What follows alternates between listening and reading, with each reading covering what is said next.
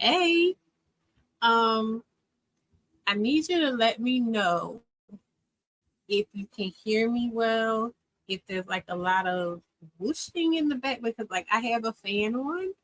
And so I need to know if you can hear the fan, because if you can hear the fan, then I'll just turn it down. If you can't hear the fan, then I will just keep on going the way it's been going. So let me know if you're in here, if you hear like a lot of background noise or feedback. Now you're going to hear buses and stuff going past because this is just the nature of where I live. But other than that, if you can hear me fine, just let me know you can hear me fine and let me know if you can't hear me. So anyway, hi everybody. Um, should I introduce myself first? I guess so. I'm Vitamin Key. Um, and this is Level Up Single Mom. I'm sorry, I'm getting back in the swing of this. I haven't done this in so long. Hey, 2Ls. Hey, Chrissy. Uh, I'm just talking about stuff for right now. I'll give everybody a chance to get in here. So, yeah, I am. Thank you, 2Ls. I went back and forth. So, first of all, this is supposed to be Wednesday. This is supposed to be Woman Chat Wednesday, but school started up on Tuesday. Hi, MJ. School started up on Tuesday, and then for Tuesday and Wednesday they had half days. And the thing about it is, I like to have enough time to like prepare to get my clips together, to make a little outline or whatever for me to follow, and this and that and the other. So because she had half days, I would have had to like stop what I was doing and go and get her and then all of that other stuff. So I was just like, she'll have a whole day today, which is Thursday. So I'll just go live Thursday this week. And hi, Deanne. Good afternoon. Good afternoon to you. It's actually like evening, but you're over in Cali. So good afternoon to you. Yeah, I was saying I would have went live yesterday, but I made an executive decision because my daughter got out early that I wasn't going to stress myself about going live yesterday. I was going to take all the time I needed today while she was in school to get myself together. And so that's what I did. And I even put on makeup because this was about to not happen. As a matter of fact, I was about to not be on camera at all because the beginning of this day, I did not look like this. Alicia, hi. Yeah, I didn't look like this. My nails were a mess. I had to do my nails. I had to do something real quick to my hair. But as the day went on, like I said, because I had that extra time, I was just like, let me do a little something special. And while I was doing my outline, I was getting into it like, oh, yeah, this is going to be good. I want to talk about this because I wasn't even sure. It wasn't that I wasn't sure what I wanted to talk about, but like the way I wanted to talk about it, and I still will later on down the line, but it's going to need more time to like develop it into something that makes sense outside of my head. So I needed something else to talk about, and I really did not want to talk about what I was going to talk about today. However, first of all, I started the morning with a bath, so I had time to like relax and just let my thoughts get to flowing. And then once my thoughts got to flowing, I was like, oh. And I started making all these connections. And I was just like, okay, I got excited about it. So then that's how I wound up being like, well, then I'm going to do my makeup and I'm going to do this and I'm going to do that. Alicia says hi to everyone. Thank you. No, you're gorgeous, Alicia. You're just an angel. So, yeah. So I am going to go ahead and play the intro. I feel like enough people are here. Is there anything else I want to talk about? Oh, well, happy Labor Day. Before Labor Day comes, it's about to be Labor Day. Thank you, Deanne. What else? Happy fall is coming. It got hot these last couple days or whatever, which freaked me the heck out. But I'm feeling that little starting to come back. So that's part of why I look like this. In my mind, I wanted to do like a Hogwarts.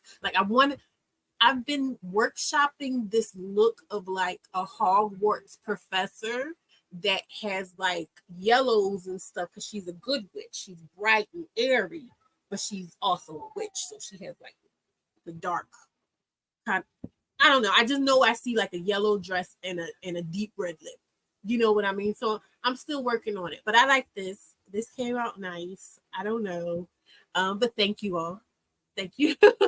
So I'm gonna go ahead, play the intro, and then we'll come back and get started.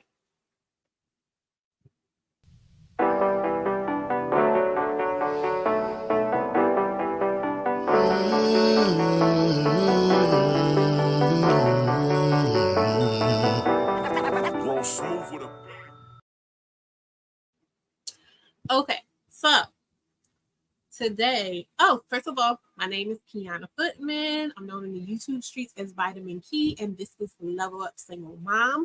This is where I teach single mothers and Black women how to self-actualize with ease and grace. Now, that being the subject of our live today is about self-actualization, why it's important for Black women and single mothers. In this case, when it comes to, we're talking about Jazzy Brown and, well, we're talking about Nick Cannon and Cam Newton. They have become a popular topic within the last couple of weeks because of the Dr. Bryant. I don't remember her first name. I'm so sorry. I don't remember her first name, but they both had their own discussions with Dr. Bryant, who is a life coach, a doctor, a learned doctor of psychology, and she has chosen the profession of life coaching and such. So she has had episodes with each of them on their respective podcasts, talking about Cam and Nick Cannon, where she addressed them about uh, their procreation proclivities, possible breeding fetishes. So she talked to them and she told them basically that they were not functioning at an enlightened level, even though I would say specifically in Nick Cannon's case, he seems to believe that he's just enlightened far beyond everyone. And when it came to Cam Newton, he's just in my mind, he's just a man TM, like the quintessential man. So he doesn't believe that anything that he's doing could be ill-advised, could be, emotional. He thinks that he is completely in control of what it is that he's doing. So when this woman, and there was a difference between like the two of them. I know a lot of people try to say that Nick Cannon was disrespectful, but I think it's natural when someone is like coming at you about you and your decision making and the things you're doing. I think it's natural to be defensive. It's natural to like tense up and want to defend yourself. So I will give him grace for that. And he would listen to her. Like he would give his pushback or whatever, but he would listen to her when she would come back with what she was saying. And there were a couple times where he was like, you know what? Okay, fair enough. So I'm not giving him no points, but I'm just saying, like, I do recognize the difference between him and Cam. Cam showed his ass, showed his natural Black ass. And I was about to do the thing I do. I'm like, I understand, but no. Like, it was just bad. It's so bad to the point where now, after the fact that everybody's dragging him, he went back and made a clip of it, and he came at the lady for being over 40 and unmarried or something stupid like that. So anyway, but when we're at Level Up Single Mom, we're mostly talking about the women because, I forgot to put the thing up. I got the clip of when DeLaRosa was saying, I'm in charge of the girls. I'm going to start putting that. Like, I'm going to start putting that like Erica do, like, I sponsor the blogs. That's about to be my thing. I'm in charge of the girls. So we talk about the women over here because we're trying to learn things. We're trying to grow together. It ain't just y'all, it's me too, so I try to get something useful out of the stuff that we're talking about and ingesting. But yeah, I noticed when we're talking about Cam and, well, specifically, let's get to the root of it. Cam said, I can't say verbatim, but he basically said that his current girlfriend, who is his last baby mom, he inferred that she is not his end game. He inferred that he is actually on the lookout for he said he doesn't want to get married, so he's on the lookout for another baby mother, basically, or he's open to other baby mothers, which pretty much spells out that he is not locked in with Miss Jazzy Brown. For those who don't remember who Jazzy Brown is the woman who I'm so sorry.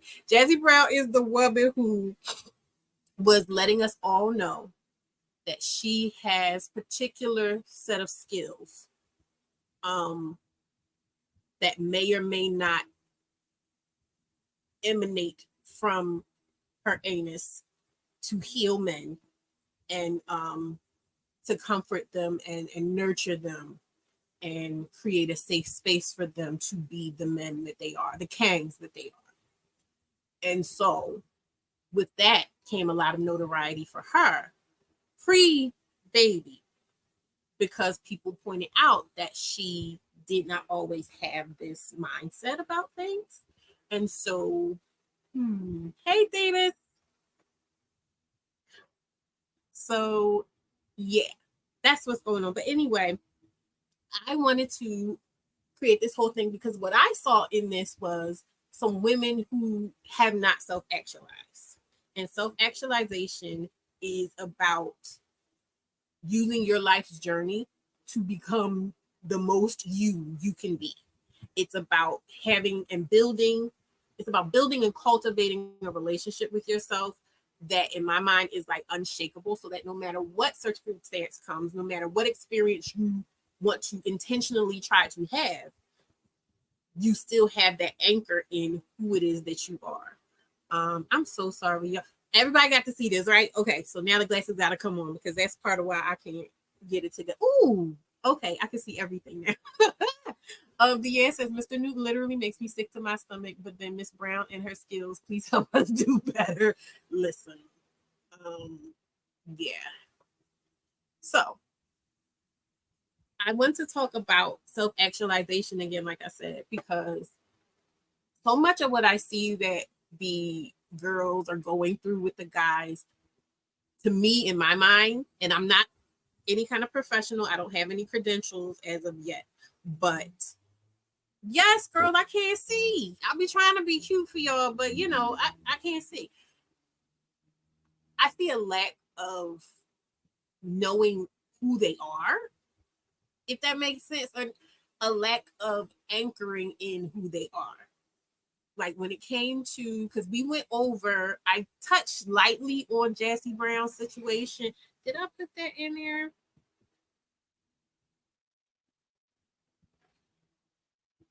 Hold on, because I'm trying to see what clips I did.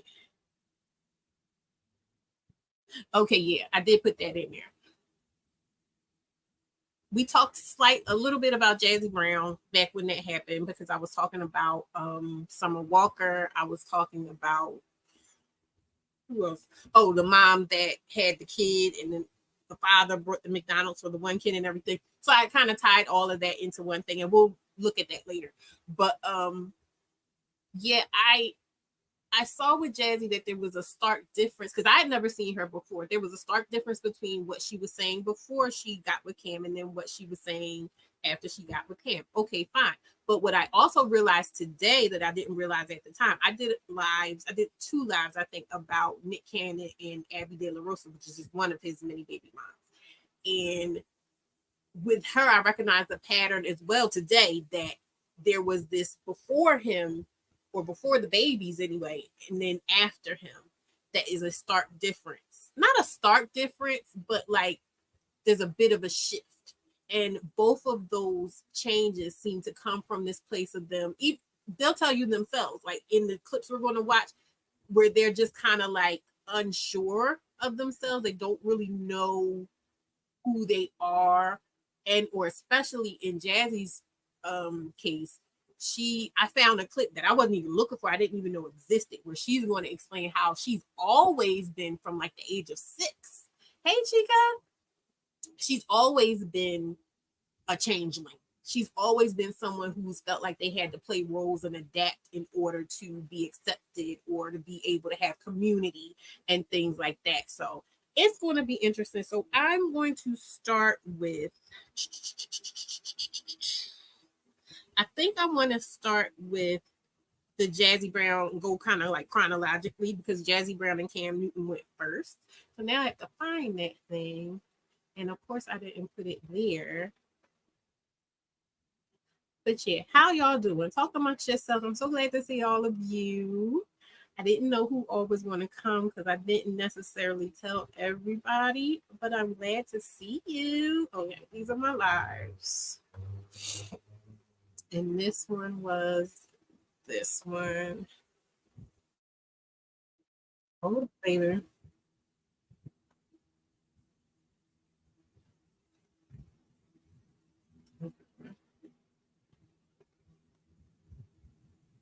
What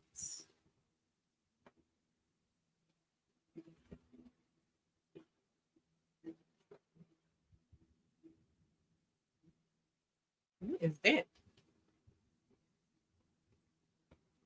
Okay.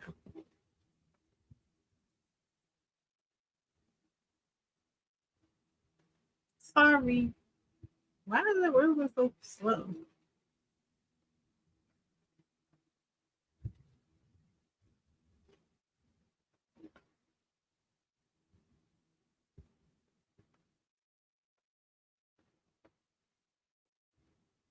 This is what I want to share. Okay.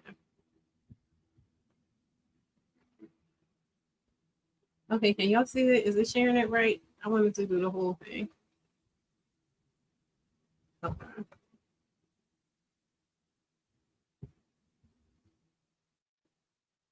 Not pride, not ego, dignity. The mother was defending her children's dignity. Roe versus Wade is taking away women's dignity. And it wouldn't have been undignified for them. I'm back on it. Yes, it wouldn't have been undignified for that man to get food for them children. It would have made him a great man and not just an average in this. You know, you want to be treated like a great, you want to be a hot. I don't know what his name is. I know his name is Cam, and I can see his face. But earlier this year, he actually was talking about, because he has a baby mom, and I believe he has 4 kids with that woman. He's with her for a long time. But he was talking about how women aren't old school anymore. How women don't just do basically what she was like. When I was listening to her, and when I found out who she was dating, I said, it's giving job interview. You know what I mean? It's giving, oh yes, I'm the one for the job. This is exactly what you said you wanted. This is what I am. Yep. And that was before, because like I said, I don't know her. Then shout out to Erica De Niro TV. Erica had pointed out that she had been saying in April, which was probably around the time, or maybe a little bit after, how women don't need to be doing what she's doing. Women don't need to be catering and just giving and giving and giving and giving without asking themselves what they're getting, without making sure that their needs are being met and things like that, because the men are not going to stop. If you give them without having any requirements for yourself, they're going to take them and they're not going to feel any type of way about it. And she was saying this back in April. So when I'm listening to her and I'm seeing that she felt that way in April, and I'm seeing how she's feeling now, and I'm looking at him and who he is, and I'm looking at what he's saying, I'm just like, okay, this is trying to be the one. And she's like, oh yes, I'm a healer, and I just heal broken people, and I'm just that one. Basically, like, I am that unicorn. All those other women didn't have what I have. I have magic. I have sugar walls. You know, I have a platinum vagina that houses fairy dust that, you know, is going to go in through their penis, and it's going to, you know, spread throughout their body, and they're going to float up. She said, this is a drag session. You did say you were tired. I was tired. Yeah, I am tired. I am tired. Like, I'm tired of seeing this up. I'm tired of people.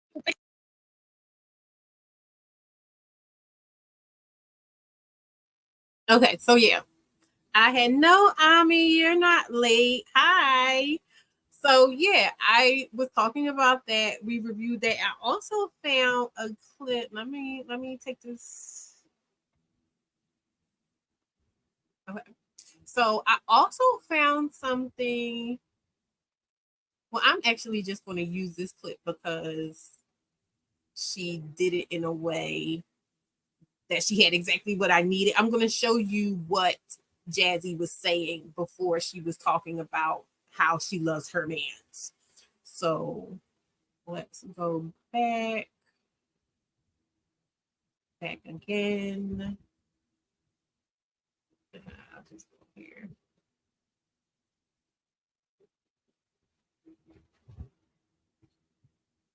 Oh, here we go. Okay.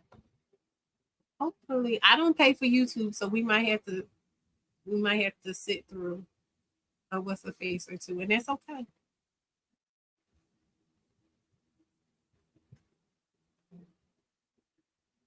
This video is going on. But hi, I'm gonna say hello to people. Hi, London Link. Who else is just coming in? Ami Daniel, thank you for being here. 2Ls is here. We already said QB, sweetie, Tweety Bird. We have Alicia. Always love Alicia here. And Deanne is here. We spoke to her. Hi, Themis, if you're still here. Thank you, Ami. Let me go back. Oh, I can skip now. Okay. So I'm going to use, this is Kim Foster's video. But I just need like the beginning of it because she shows a clip of Miss Lady. What's her name? Jazzy. Okay.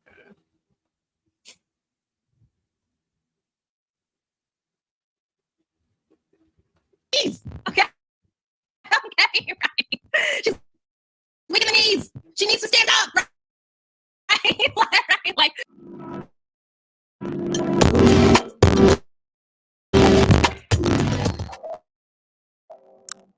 we are going to talk about the woman that has been setting the world on fire the past couple weeks. I know I'm going to offend some people, but trust me, this is coming out of love. This message is for all the pick-me's. Pick-me's are women who try to do everything right. This woman can choose me. Yeah, cut that shit out. Come on, be real with you.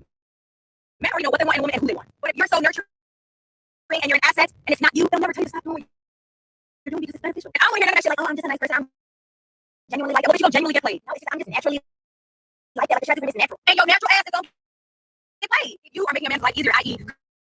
cooking, cleaning, provide pussy, whatever he wants, and he's giving you the minimum, he's never going to do more. And he's never going to tell you to stop because that's beneficial for him. No creative nigga ever has a man in I'll stop doing all this stuff. Stop making my life easier. I'm not going to do like that. Hey, I'm not going to go kick him up and enjoy these perks without doing no work.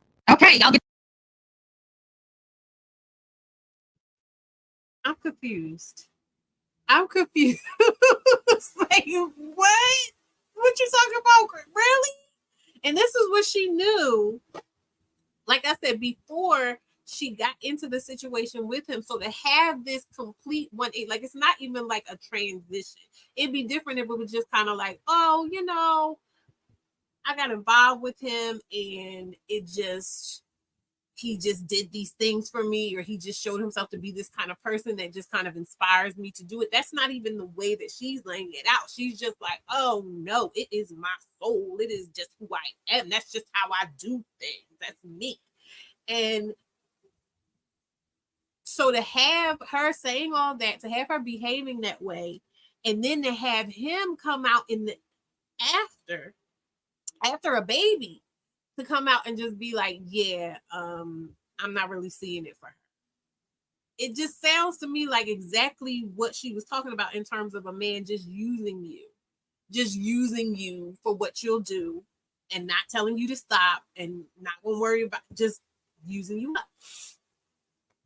Isn't it a shame, brats? Isn't it a shame? So I want to go to, since we're already on her, because we're going to get to Miss Abby DeLaRosa. But since we're already on her, I'm going to jump from that to when she was on Shan Booty. That feels weird to say. When she was on Shan Booty's thingy here. Let me see. Okay, so it's this one.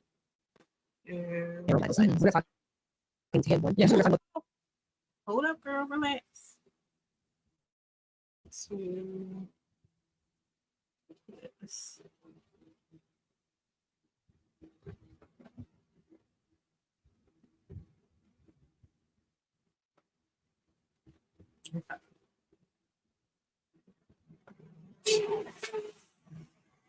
I'm waiting for the, sorry for that.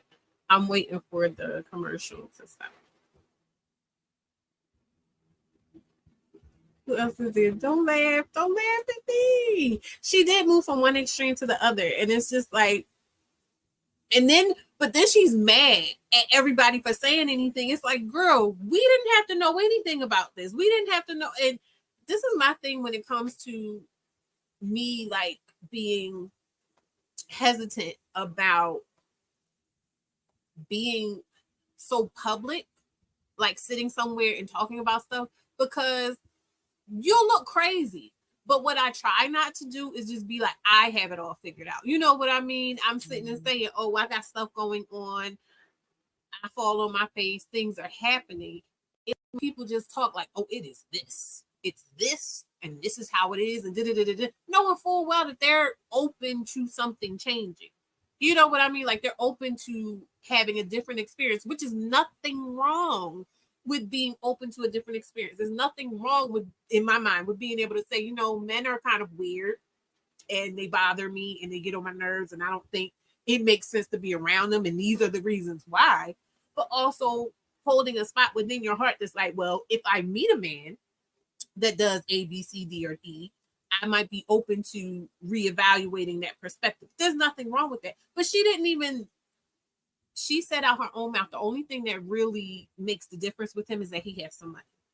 And that's truly all she's ever said about who he is or what he is. He has some money in this clip we're about to watch. Yeah, she said, I feel like it's a cash grab. It's too blatant. It's giving new age minstrel. Yeah, it's just like, oh, this is what you want to hear? Sure. Bye, bye, bye, bye, bye, bye, bye. Give me money. That's really what it seems like. Hey, Spark Jones, I'm so happy to see you in a minute. How are you? I'm happy you're here. You're not too late, babe.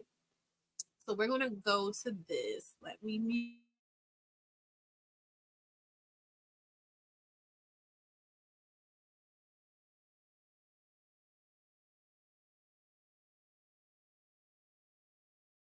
It's not really great, but I'm asking stupid questions because this dynamic, I think like my relationship with my partner is very egalitarian, like we're equals. Like I don't ever feel like I'm giving for the sake of giving and I'm not receiving for the sake of receiving. I'm receiving being like, well, I deserve this, and I'm giving being like, you deserve this. So there's that exchange happening. So you speak on, you like, you tell me the things that you need. Yeah.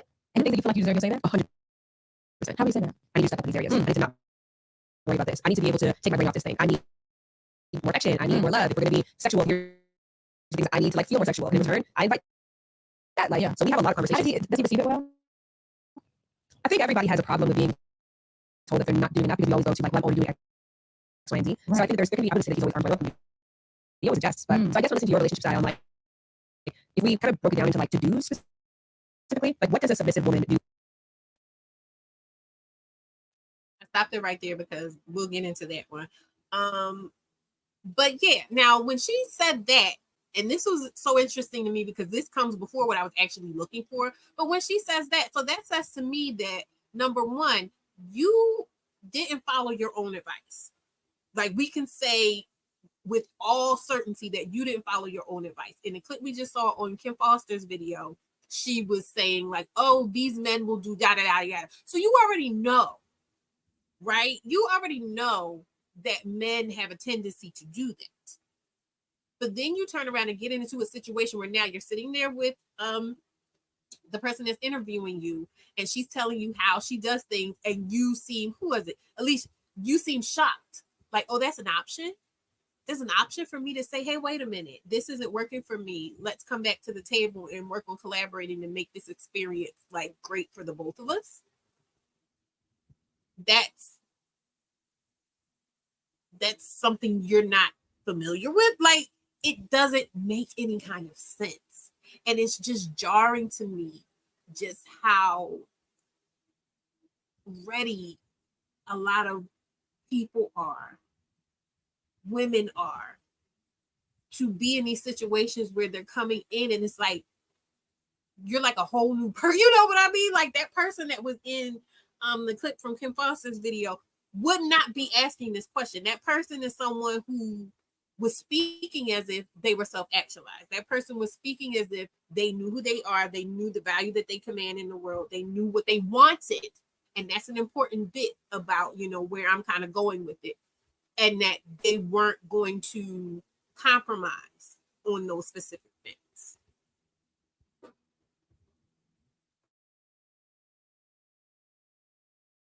For her man, everything. Listen, like packing his bag, unpacking his bag, just making sure all the things that he wants. And I pretty much read his mind. So it's like, I know you and I study you. Like, I know how you are in the morning. I know how you are about midday. I know when you're in this mood, what you need.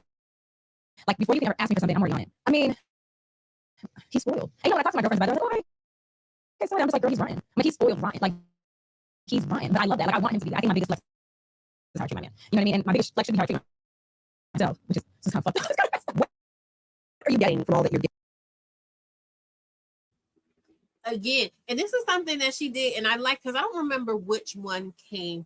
I feel like this came first, and then Abby came after her, because Abby saw how she dealt with her, and then for whatever reason decided she wanted to talk to her as well. So she said, I think she's a troll at this. I wish she was a troll, but the way she asked that question, I don't think she's a troll. I think she's a lost person. And I'm gonna show something that I don't think any of us here has ever seen before, because I just happened to stumble across it today when I was trying to get the clips for this.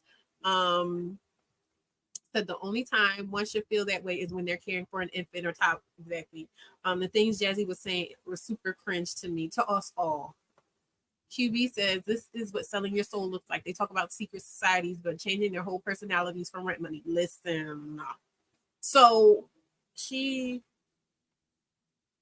said that, and you saw right here, she was just like, oh yeah, it's just doing whatever they need to do, and just, I forget specifically what she said. She was just like, oh, I should be saying that about myself. Yeah. And the thing that, oh, I'm all talking behind the scenes. Sorry. And the thing that kind of disturbs me about it is, why isn't there a mindset where you can do both? Why does it always have to be them or us? Like, even on Twitter, they were starting up this conversation again about, oh, my man comes before my kids. Why does that have to be a thing? Why can't it be a thing of me and my man come together and we care a lot about each other and we care about our kids together? Like, why does it always have to be this thing where the man is being pushed and he and everyone else needs to know that he comes first? What's wrong with you? And why does it have to be this thing of my man or my kids? So my man or my kids before me. Like, why can't, where is the ethic that says I can take care of myself so that I can take care of these other people to the best of my ability? I can put, like they say in the airplanes, put your own mask on first. Why is that such a weird, disjointed thing for people to get into when we're talking about relationships that involve children? What is wrong with people that they just can't deal with that? Deanne says, because these men want to be deified, they want all the women and children offered to them as sacrifice. Ooh, you should be putting yourself first. You should be putting yourself first. And it's not even about like, oh, above everybody else so that nobody else gets anything. That's not how it works. You put yourself first in specific type of ways. You make sure that you have a solid relationship with yourself first, so that every other relationship that you engage in is just an offshoot. It's an expansion of the relationship you have with self. If you're a religious person, if you're a spiritual person, the relationship you have with God or with source, because all that comes inside of here. So if you work on that and make sure that that is tight, everything that you do is going to be reflective of how you deal with yourself.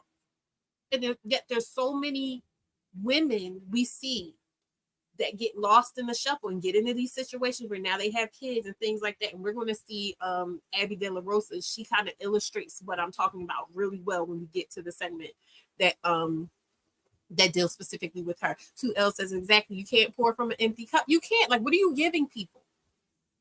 If you are constantly trying to, oh, I'm giving. And in Jazzy's instance, she basically all but said that she's not getting anything in return. She's not getting anything in return. So where is all of this coming from? And then when you've given everything that you have inside you and you're a shell of a person and that person moves on, then what's going to happen? This person that was just such a king that you needed to do all this stuff becomes your villain. And I'm not saying he's not an god awful person, but he didn't change. He never changed.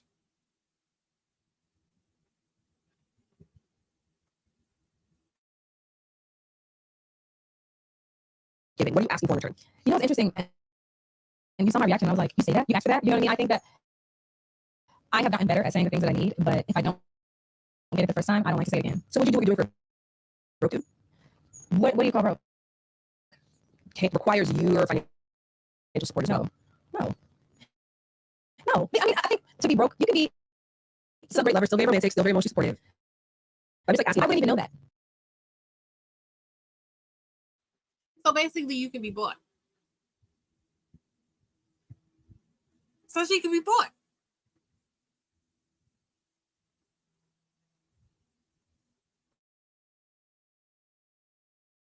I don't even know that he's all those things because I think there's a lot of people who are financially stable who are broke-minded, and I can't get down with that either. So just clarify the question: what are the requirements from a man to bring to Jazzy in order to get this level of love from you? I think it's how you make me feel. I have to feel safe with you emotionally. You have to excite me. Had to stop it right there because she said, I have to feel safe with you emotionally. But not even like 2 minutes ago, you were asking Shan, how is it that you can come to somebody with any kind of issue you had? And she was really interested in it because she was just like, oh, this is something I can do. How do you come to somebody with the issue that you have with them and have them listen to you and hear you and heed you? So how are you feeling safe? In what way do you feel safe? And these are just questions that I like. What way are you feeling safe? Exactly.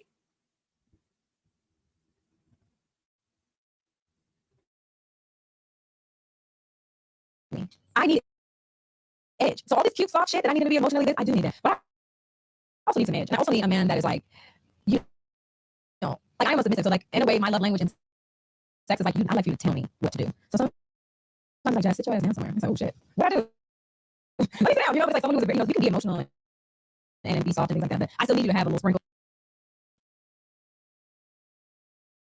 Okay, so and again, I'm not credentialed, so take what I say with a grain of salt. But like I said, we saw maybe about 2 minutes ago that she doesn't necessarily feel emotionally safe because she didn't even know that she could talk to this man and say anything to this man. This is just based off of what we're seeing here. She didn't even know she could say things to this man about like how she's feeling, if she's not feeling something, if she wants to do something different, whatever. So you're not feeling emotionally safe, but you're saying like sexual stimulation and financial provision are your go-tos. Is this not a running theme within our community of how we get tripped up all the time? And this is something I wrote a whole book that I went through with feeling like sexual compatibility needed to mean something. And I'm not saying that it doesn't. I'm not saying it's not important. I'm not saying that you should seek relationships where you're not sexually fulfilled. But what I'm saying is we're putting so much emphasis on it to the point where she's in a whole relationship and she's out here projecting everything that a woman is supposed to be based off a relationship where she didn't even know she should be able to talk to him. She didn't even know she should be able to say like, hey, can you not do that? Or could you maybe try doing it this way? Or can we like just come to the table? But he could tell her what to do in the bedroom. Our priorities are fucked. As a people, our priorities are fucked. And it's apparent.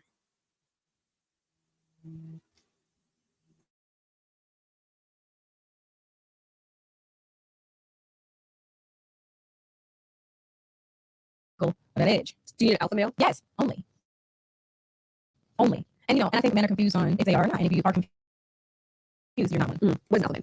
I think in my experience of an alpha male, it is somebody who is respected. Walks in the room and everybody just kind of like feels their presence. Some people interpret submissiveness as like anything goes, like I'll put up with anything. No way. I mean, like I think anything goes for sure if you're comfortable with the person. Because I'm doing shit I never did before. I'm just like, I've never done this, but you know what? I'm comfortable with this person and I feel safe. Give an example. Anal.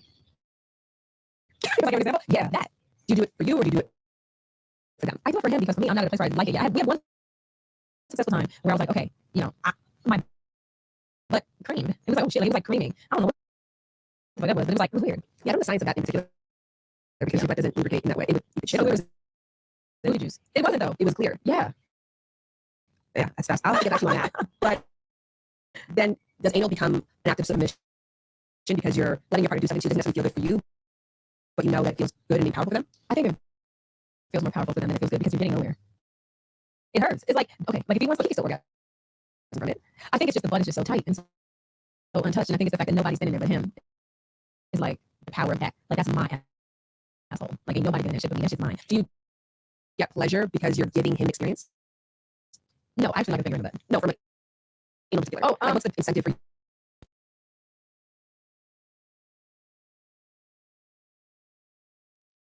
you? I am so sorry. I didn't remember it being that long, that part. There's still more to come that's relevant, but I'm sorry. I'm apologizing for that because I would say who asked, but I guess the lady asked, but she didn't. I don't even. Hey, Bullet Magnet, how are you? How are you doing? So this is so painful to listen. Like, what the hell is going on? I'm so sorry. It seems like she's going to be going on for a little bit, but it's the part like that's connected to this that's important. So, just bear with me, people.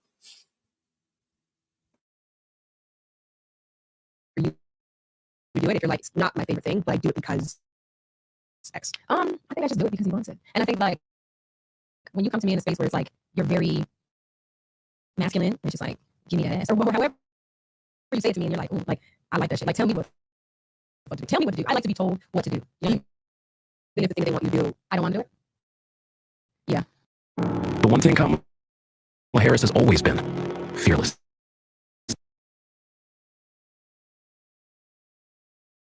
Sorry, I'm gonna. Oh my god, I'm trying to get the advert. That just threw me completely off. I'm so sorry. I'm trying to get the advertisement off. Cause what?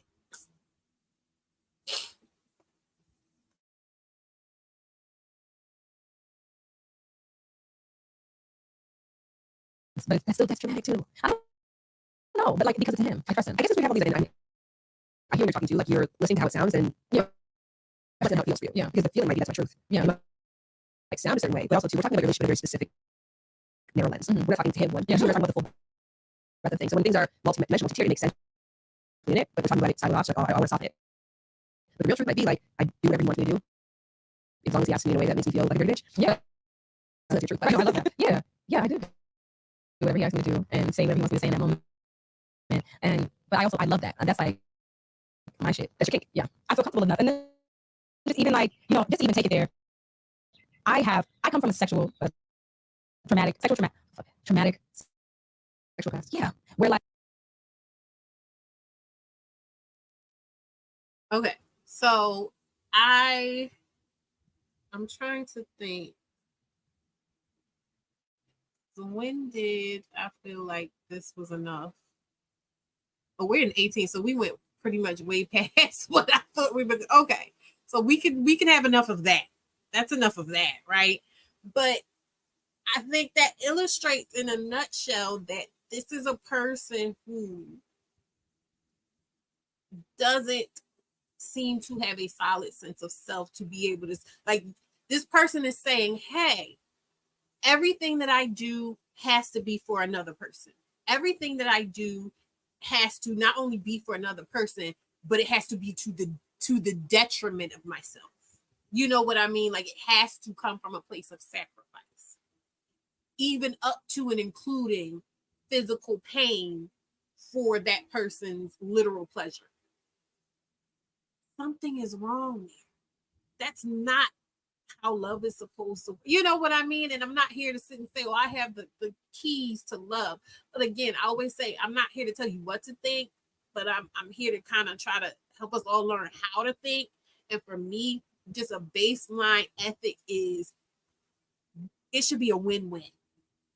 We both should be benefiting. We both should be having pleasure. And I get that she's spinning it like, oh, well, my pleasure comes from providing this pleasure in this way to you. So it doesn't matter what you do to me.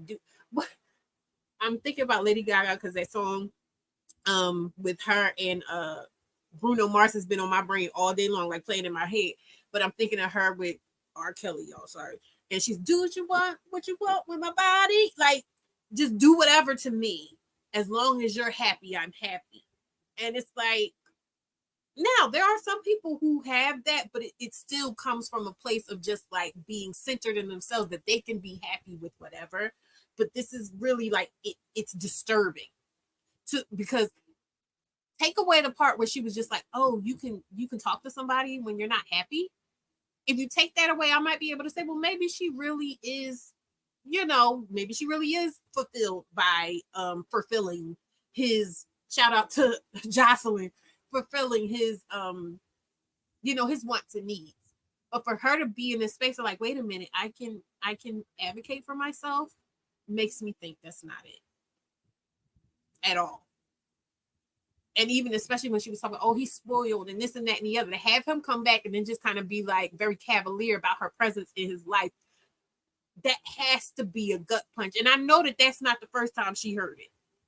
I know that he says in all different types of ways, shows that she could come or go and he really doesn't care, but he does expect her to do all the stuff that she's doing. And that's really sad. Ami said, genuine question, was Jazzy? I don't really know what that means. Coco is greeting everyone. I'm trying to get through, Coco, because I want to come to your live too. Hey, Miss Deeds, how are you? Let me see. Alicia says, no, she literally says she cries in the chat. That has to be awful. Yes, and it's like, why are you doing that? You don't have to do that. You're telling me you're doing that for to be dominated sexually and money. And now, mind you, there are people have kinks where they like, dom and submissive and things like that. But this still doesn't give me, I feel like people that are into kink in that way, they know what they like, they know what they're going for. They have to talk about these things. Now, a lot of abuse does happen in the kink community, but in a general sense of how it's supposed to go, it's a thing of like, we both know our limits. We both know the thresholds that we have, and we're working within the confines of that framework. This doesn't seem, she's just like, oh, take it, take everything you want, take it, Yeah, hey, girl. Let's see. Happy Thursday. Jasmine coming off as an actress in the crying comment was concerned. Listen. Yeah, she says she cries in the shower. Like, we're not watching this whole thing because this is all about that.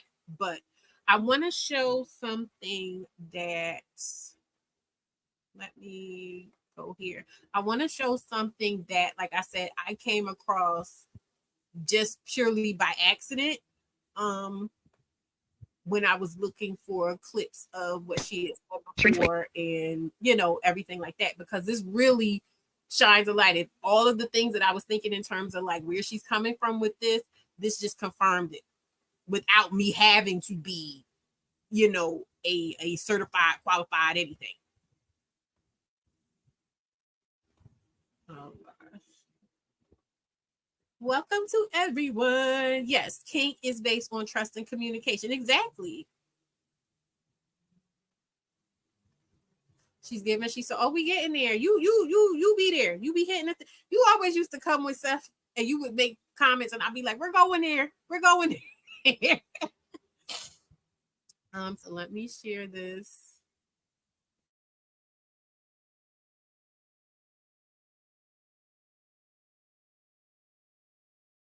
One thing that I did struggle with was identity issues growing up. And that's how my character got created. Because I grew up in West Palm and I lived in the hood. We had like my dad bought like a fixer-upper house. And it was still a nice house. We put papers, we put fresh grass, we had a gate, we had a route. It was nice, but we were still in the hood nonetheless. And my character was created subconsciously when I was 6 years old. I just remember being outside and seeing these girls with like this, how they would move and how they would talk and their mannerisms and things like that. And I remember just being inspired. I didn't know what it was, but I knew that I'd never seen anything like And I believe that if you're creative, you're creative from birth. And you know, in the time where being black, like right now everything's Wakanda forever, pro-black, yeah, black girls are, everything's that now. But back then it wasn't really like that. And I wasn't black enough to be black, and I wasn't like mixed enough to be whatever else. So I was kind of in like a weird category where, like, you know, my friends where I lived, it was a predominantly black neighborhood. I was a private school, so there was like a lot of different cultures there. But my friends, like, you know, like those uppity rich kids were in private school where the parents didn't really want me to hang out with them because I was black. So I had to lie and say I was Spanish or Brazilian or whatever. You know, as I got older, this is like me going into like high school and stuff like that, where I started to lie about what I was, and it just kind of took a toll on me. Where like I was creating these characters, and even from 6 years old, like, I was getting an allowance early on, and I would save my money and buy wigs, and I would buy wigs, and I would be these different personalities, and I would do these different voices, and you know, it was just easier for me to like be someone else than to be myself. So I found.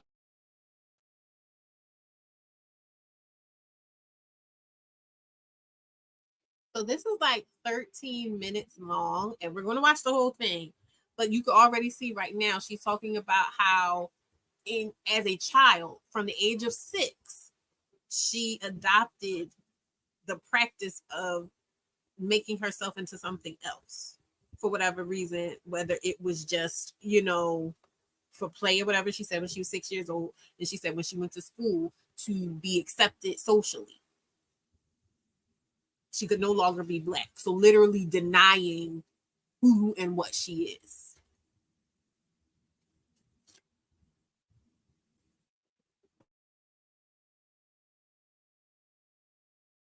So much love and friendship in these characters because they were so close to me, because it was like something that I wasn't, but I was accepted that way. And Toya ended up being my friend. So when I came out about being Toya, it was really hard for me because I couldn't accept anymore. You know what I mean? Because Toya was my friend. Like people when they hear this, they're just like, okay, what are you, 6? You know what I mean? Like, but Toya really was my friend growing up. You know what I mean? She was like that person that didn't care. Like, she thought that she wanted. I wanna be clear. She's saying like Toya, I believe from what I can gather, Toya is like a character she plays or whatever, because I've never seen before she started all this stuff about Cam Newton. I've never seen this woman in my life. But it seems like Toya is one of her alter egos or whatever. So she's explaining it. It says, does the playback of the video sound funny to anyone? Let me know. The audio's fuzzy. Let me see something.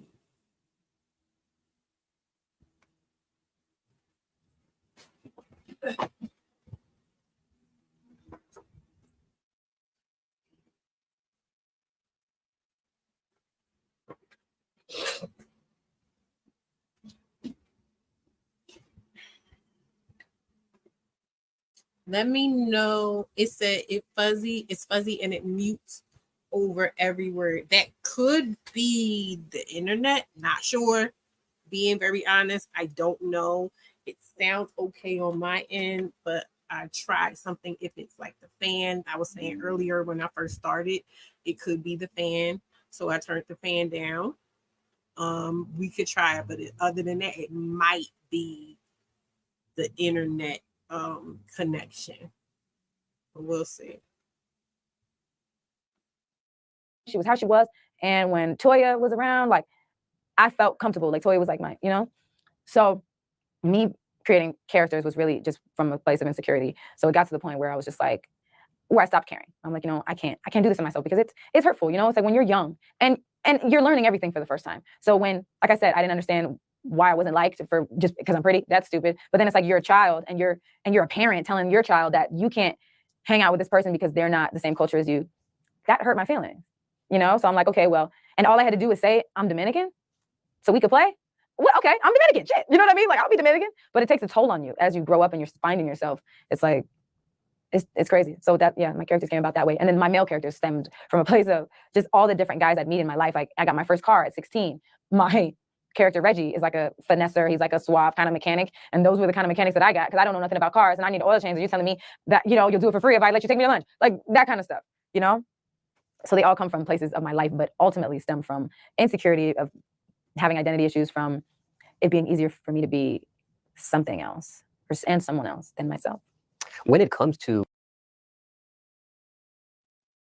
So we're listening and she's talking about like how she has fractured herself, and haven't I said it before, talking about fracturing. Now I was talking about fracturing in the sense of like I was saying I was a mom Monday to Friday and then a woman on the weekend. So I was getting buck wild on the weekends because I felt like I had to repress that aspect of myself in order to be a good mother. And so, but it really is just that theme of taking aspects of yourself and feeling like they're not acceptable. And so like pushing them to the side or to the back or down or whatever it is, and they become their own thing. So they have to manifest in the world in some way. So for her, she had to create different identities in order to let this stuff out.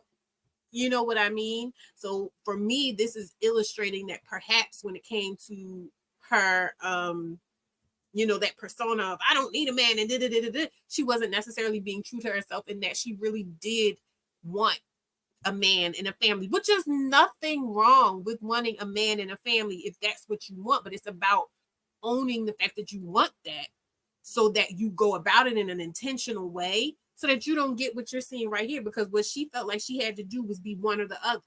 And you can see she either has to be that tough, I'm not taking shit from nobody type of person, or she's a doormat. And now she's brought a child into a dynamic where they're going to see her as a doormat. And if she's being a doormat within that situation, how's she going to help that child? I believe someone said it's a girl. How's she going to help that girl not to do that? How is she going to help that girl navigate life as a fully actualized person who can make decisions and have partners that will see them and meet them as whole people within themselves? Because that's the part that scares me the most about it. When I talk about, single mothers and the stuff I want to do for single mothers, it's about giving us an anchor within ourselves so that we can teach our children how to anchor themselves. Because that's what's wrong in this world. There's so many unanchored people who started out as unanchored children of unanchored parents. And everybody's just kind of drifting and bumping into each other and making more little unanchored boats. And you know what I mean? Like, it's a mess.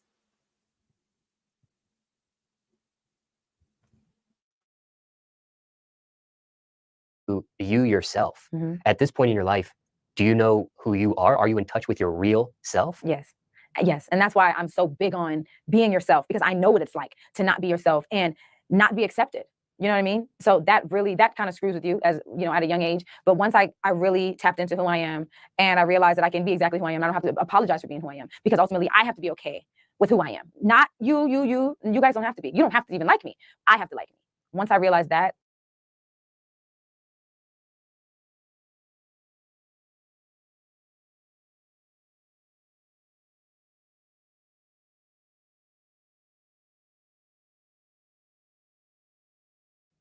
that was the message. Do you remember what age or what time of your life you figured that out? It wasn't that long ago. So something fairly recent. Yeah, I mean, a couple years, honestly, because you live life, like I say, you live life learning, if you're open-minded. So I'm living life, I'm learning, and then I'm realizing that a lot of things just aren't what they seem, and that even when you try to be who everyone else wants you to be, that's still not enough. So once I realized that I can't make this person happy, even if I'm trying to do that and I'm trying to do this, and I'm doing what you guys want. This is what you guys want. And you're still not happy, and I'm definitely not happy because it's not what I want. I had to ask myself, like, what am I doing? Like, I'm not okay with this. So I had to sit myself down, and you have to have talks with yourself. I had to say self. I don't know what I said to myself, but whatever it was. And I used to journal a lot. I would go back and read some things. But I just got to the point where I was like, they're not ever going to be happy. So you might as well do what makes you happy. Now, I'm not encouraging anyone to do anything crazy because that makes you happy. But if me being at peace with myself and being myself can inspire other people, I will always be myself. And it does inspire people, and it does encourage other people to be themselves. And a lot of people live vicariously through me being myself because they haven't got to that point yet. Now, I remember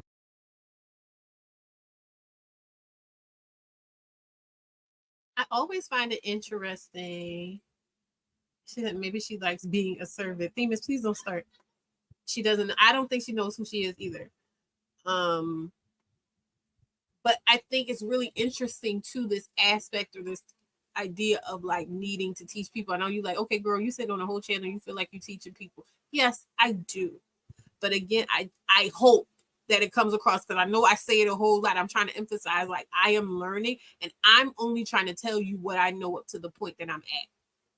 And this is with all humility of knowing that there's more that I'm going to learn and there's more that I need to learn, you know, as I'm going on, right? However, it's like this idea of when you see someone ping-ponging back and forth, but still feeling the need to teach. You know what I mean? Like still feeling like when we saw Danae Jackson, someone who's clearly in a space where they kind of need to get a handle on themselves a bit more, the feeling like they need to teach. And I wonder if that's kind of a loneliness or like a feeling that they can't get companionship or they can't get acceptance unless they are exceptional. And who's more exceptional than, you know, a leader? Perhaps that's just something I'm spitballing, just came to me. But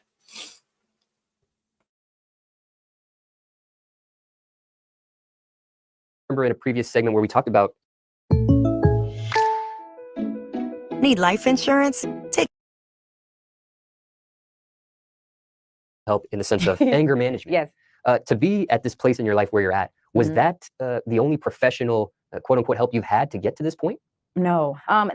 Anger wise, yes. I had a counselor though, because I always dated the wrong guys. So I had a counselor, and it's crazy. I feel like he was an angel. I don't even remember his name, but I called him all the time, and he was just always there, and he would always talk to me about my worth, about my self-worth, and just all types of things. And it's crazy because I don't remember his name. I just remember the effect that he had on me. So he was somebody who helped me, who was a counselor, but mainly for like, you know, women's worth issues. I definitely encourage people to, if you have issues with your self-worth, to see somebody about that, someone who can lift you up, someone who's, you know, successful, and someone who understands the mind again, to help you with that. Because that was something that I sought out, but I didn't ask for it. It was just like one day, I think he might even worked at the clinic, and I was there like getting birth control or something. And he just saw me. And I don't know if when you practice such a thing that you know who's broken. So I think he saw me, and he was like the one who gave you like, you know, the like he'd be the one to like check on you. Like, are you good? You got everything you need? Everything's cool? Is everything all right? Can you talk? Like he was like mentoring the girls that were like pregnant at a young age, who were raped or whatever, dealing with, you know. So he was like kind of making his way around like the facility, just making sure everyone was cool. And he talked to me.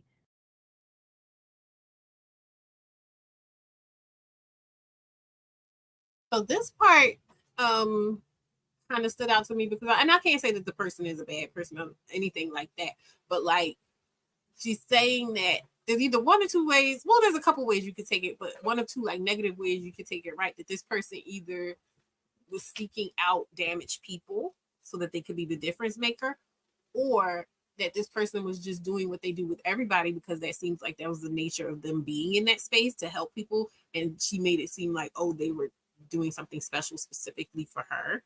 But I just thought, you know, that part kind of stuck out to me.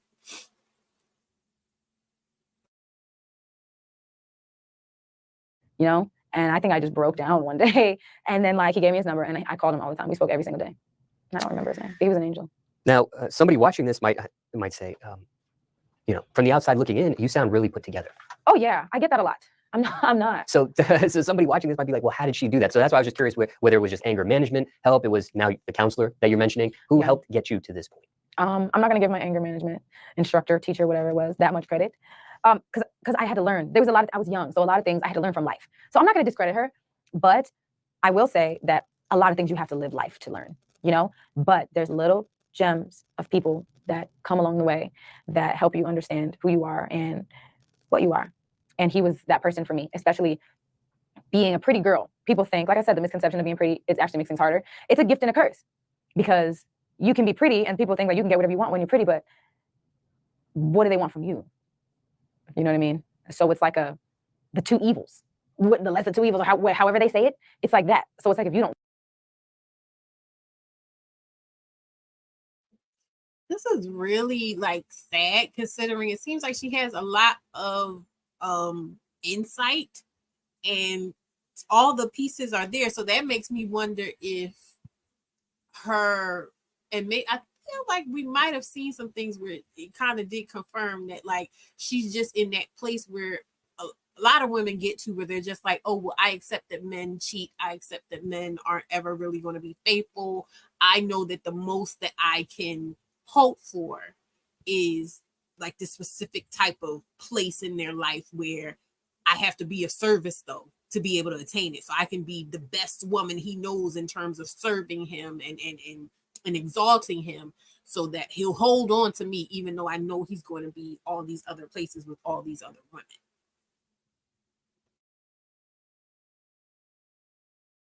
Know your worth, some things might sound like a decent trade, you know? So he was just somebody that came along that really was like, you know, who just really played a vital part in my life. And I can't believe I don't know his name. Now, what is your ethnicity? My dad is Jamaican and my mom's from Trinidad, but she has like Portuguese and Vincentian descent. But when people ask me, I usually just say I'm Trinidadian and Jamaican, which I am. Do you speak any other languages aside from English? Just a body language, honey. That's all. No, I don't, but I have Rosetta Stone, and I told myself, I'm gonna learn Spanish, and I bought it, and I was paying monthly $20 a month for however long it takes to pay off $500, and I was studying, and then I just stopped. Does Rosetta Stone work? The thing is, Rosetta Stone works, yes, but you have to. It teaches you like the most proper Spanish. You know what I mean? My first roommate was Dominican. One of my really good friends till this day is Dominican. Like, there's different like kind of dialects and slangs. So like I kind of learned that side, but Rosetta Stone is teaching you like the like politically correct. I don't want to say I know enough to get me by because I don't. But I know a little bit. I know some cool things. You retain some information from Rosetta Stone. Yes. Okay. Now, just going to school, did you have to take a language class? Yeah, Spanish. But like, does anybody ever? Okay, so I think the rest of that is just about like her and the languages. But wasn't that deep? Wasn't that crazy? Like, who would have thought? And I just kind of stumbled upon that with all the other clips that I was trying to get. So we have here with Jazzy that this is a person, to me, like I said, that doesn't seem anchored in who she is as a person. And so for that reason, she's able to kind of be swayed this way and that way. And she's going hither and thither, which is one thing, like she said, like we all have to live our lives. We all have to learn our lessons. But the sad thing and the scary thing and the unfortunate thing about it is that a lot of us wind up having children in the midst of all of this, and parenthood requires a level of centeredness because you are helping another little person learn how to navigate. That's what you're supposed to be doing, helping another little person learn how to navigate. Now I say myself, again, this is not me coming from a place of superiority because I fucked up with my first one. Like, I had fucked up at that time, and I will say it, you know, as many times as the subject surfaces, right? But I thank God that by the time that I had or chose to have my second daughter, that I was able to kind of get a handle on it and recognize that I needed to be more self-focused in order to be who and what my daughter would need me to be to help her learn and grow how to be in this world. And so my fear, because he was talking about he wants more kids, we know she's going to kick it with him. We know she's going to keep having, she's not going to turn around and decide, oh, you know what, maybe I need to get on birth control, or maybe I need to make him use condoms or whatever like that. Like, she's letting him violate her behind. Right. So I don't see that changing, especially with her digging her heels in so deeply to this idea that it's us against the world and everybody just wants to hate on us and they just don't know. And I just, you know, she said even before, which one did she say they were living vicariously through her? I think it was this thing we were just watching, that she's living vicariously through, people want to live vicariously through her. So that is her belief about, you know, when people are saying these things to her, that it's just jealousy. It's just jealousy. Now, mind you, that was just Jazzy Brown. We ain't even got to Abby DeLaRosa. So I'm going to go to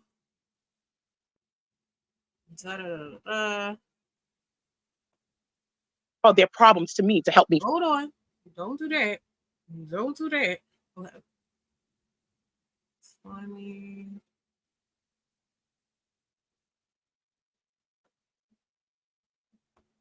So this is, now we're going to be looking at clips. I'm sorry, I'm looking at the thing to make sure I got the, we're going to be looking at clips of one of Nick Cannon's baby mothers, the one that has been the most vocal about her experience throughout all of this, and that would be Abby DeLaRosa. She's a really little cute one. I think she's a DJ. She has a little short haircut. she had a set of twins for him. I believe she was his his second baby mother of the harem, his third baby mother in total, if you count Mariah. And because I think Brittany Bell came before and after her somewhere.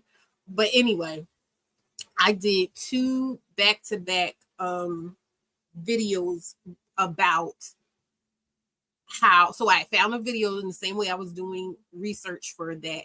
I found a video of her talking prior. Hi, Queen, how are you? Oh, hey, welcome. She said, I just want him one time to sing her praises, because she said, that's what I'm saying. Like, to me, that's the part that's really making me feel like she's not in a good headspace about it. Because it's one thing to just be like, look, I'm me, I make my own choices, I want what I want, and people don't have to understand, and this and that and the other. But everything is showing me that clip, if that clip from before did not exist, then I'd be like, go ahead and do it. Like, most of the time, if you like it, I love it, right? But to know that clip beforehand exists, and to see how and not even just that, if Cam never came out being the way he is, having the posture he has, I would be willing and able to say, you know what? It's her life. Maybe she's getting what she wants out of it. Who am I to say she's not? But to juxtapose Cam's, carriage about this whole situation, his cavalier attitude about this whole situation, with her major investment in this situation, it screams to me that you are not walking the talk that you were giving. And how can you be so comfortable to show up in ways that are not authentic to you, that are clearly not authentic to you, because they're so, opposite? That's concerning for me. So these are clips of Abby DeLaRosa. This first clip is like, I wanted to show you kind of her background, just hit on it a little bit. Now you can go back and watch those videos. One is called, they both have pictures of her. So one is a picture of her and Sean Booty, and then another one is a picture of her and Nick Cannon on their baby photo shoot or whatever. But I'm just showing these things to kind of give you an insight and paint the picture of women who are lost somewhere in the middle. They don't have a strong sense of self. So in this clip, we're looking at, she just got out of a relationship where she felt like she was with a narcissist. So this thing says surviving a narcissist. That's what it's called.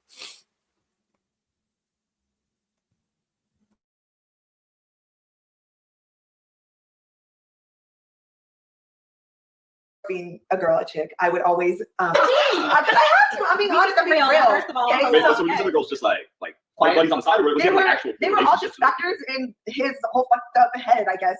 It's weird because in his mind he's justified because he thought I was busting it down at work all the time with everybody, and I'm like, what are you talking about? Like, so clearly, I thought that was interesting because she was saying that she didn't like, what she didn't like about that relationship was the fact that it was all these other women and it was a bunch of other women. And she was saying like she would go and talk to the other women and things like that. Why that stood out to me is, and we'll get more into it later, because I kind of wanted to start with this framework of where her mind was at. And then as we see, because I have not watched the Shine Booty interview, so kind of see where it kind of diverges, where there's been a divergence from her mindset. Because in my mind, thinking ahead and saying, okay, how did that change? I'm thinking that maybe she felt like more at ease with Nick now because she's just like, oh, well, at least I know. At least I know, and he's coming to me, he's being upfront and transparent and whatever. And so I thought that was very interesting to note. I'll go to the next one.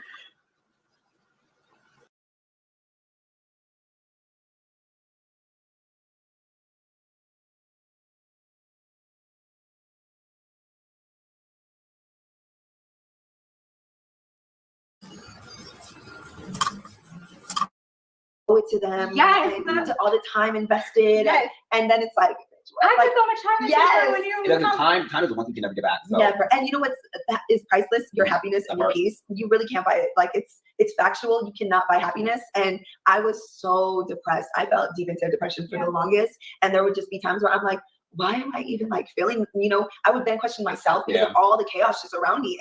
And now looking back at it, those first signs that I saw within the first month of our relationship, I wish I would have just acted on it then, instead of being like, well, let me keep going. And I also feel like women almost feel like there's not going to be a lot of love out there for us, or that we're not going to meet like our match. That we feel, a while, but yeah. And now I know that. Now I know it's going to take a while. But as far as like healing goes, I feel like I'm in both mediums right now, where I want to heal, you know, get money. Hello. Like I want to be like, by myself. It's like we're searching.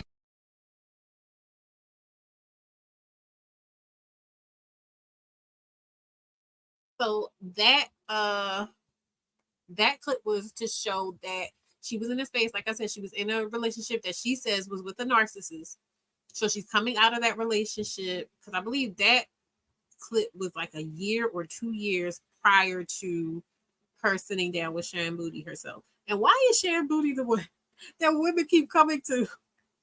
You know what? No, that's a silly question. I know exactly why Sharon is the one that comes, because she talks to them and questions them in a way that doesn't make them feel like they have to be defensive. She does not attack them. She questions them, you know, she makes them question themselves, but she does not come from a place where she needs to feel or look superior. And that's so important when doing this type of work with people, I think. But she, again, we're seeing that awareness before meeting this person. And that's important too, because a lot of predation. Dr. Bryant was talking about how they're preying, those men, Nick Cannon and Cam Newton, are preying on women in this wishy-washy energy. And so you're seeing they're in these places where they're like vulnerable and broken and unsure and unanchored. And so that's why you saw, when it came to Dr. Bryant, she's someone who is anchored in her energy of, look, I know I do not want that. I know exactly how to not deal with that. So I'm going to go to the root of it and eliminate it. I'm not going to deal with someone who's already demonstrated that they're willing to make a broken home, right? She takes it all the way to the root of it to prevent it. Whereas these women are going with these guys, oh, we'll see what happens. Oh, we're just whatever. With Nick, and you're going to see it later, with Nick, it was like, oh, baby, no, don't think of this as a frivolous fling. There's so much more that hurts my feelings. This is so meaningful. And so why shouldn't we have a baby in this meaningful love? You know what? It's diabolical.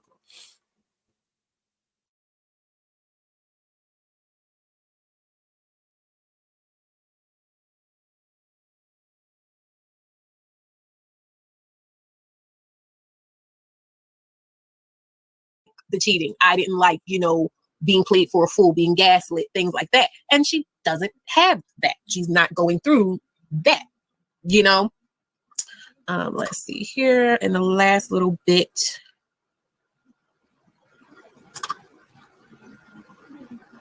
It's real. No, that's the relationship. Yes. Okay. Yeah. Yes. Yes. Oh my God. Yes. Yeah. So how do you feel now after how do you move forward? How are you healing? What are the things that finding real love within yourself? I know it is so cliche. Oh my God. But you got to really wake up in the morning and be about your fucking life, about your heart, and about just who you see in the mirror every single day. Because ultimately, I think I was definitely always looking for him to validate me or tell me like, oh, I look pretty, and oh, this. And I remember always asking him like, do I look pretty? Like, can you tell me? Like, you hear from other people, like, you don't hear from me. Girl, and I'm like, but nobody else matters. No. Oh my God. Oh my God. It's literally the same person. That whole excuse was around. I'm like, but nobody else matters. Like, that's what I tell him. Like, you're the only compliment that I care about. Yes, girl. Yes. And now you gotta really look in the mirror though and be like, bitch, you bad. Like, bitch, you look beautiful. Yes. Like all that cheesy stuff you see on YouTube or like on those, TED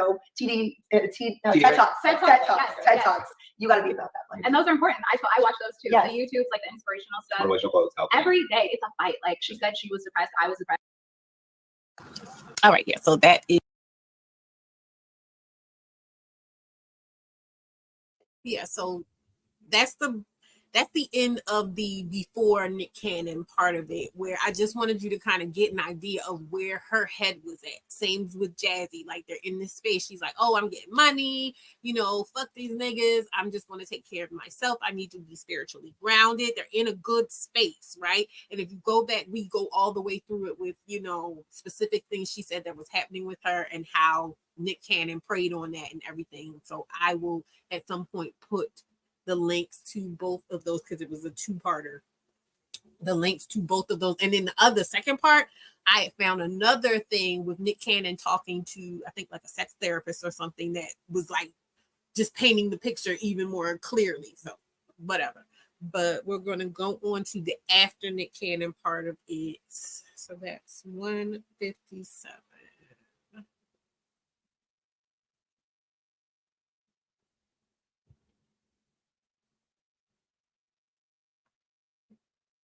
You only met this person 2 years ago. We were always crossing paths for years, but the last 2 years has where it's really been put into this family box that, oh shit, we're really doing this and this is real life and this is really happening for us. So then leading up to that then, so at the time, he's just another person you're dating. Mm-hmm. You get pregnant, oops, you get pregnant planned, you get pregnant what? So I actually, the way that whole situation happened was nothing but the man above, my higher power, because I had sepsis for 5 days. I was in the intensive care unit, had these tests taken, and me and Nick were still like back and forth, but he had started to lean in a lot heavier at that time. I had all these tests done, and the doctor was like, okay, you know, you're not able to have kids. You have like, right? I can't tell you how many fucking stories, right? Where people they said, got an army, a baby pops out. I'm like, well, I was told I couldn't have that's kids. where I feel like that's where it all happened for me. Like, is where when we reunited and reconnected after my whole hospital stay. So we have a woman who has gotten out of a bad relationship. Ooh, everything is itching me. That's why I don't like wearing makeup much anymore. Got out of a bad relationship, looking for freedom, looking to just, you know, date with no expectations, just be free and see how everything works out. Gets with this guy. He's like, oh, you know, no, we have a bond. She gets sick. And then he's leaning it. And then she's told, I told you it was a scarcity mindset. I told you it was a scarcity mindset. I told you I thought it was about the wall, but it was about, oh, you know, you can't have any kids.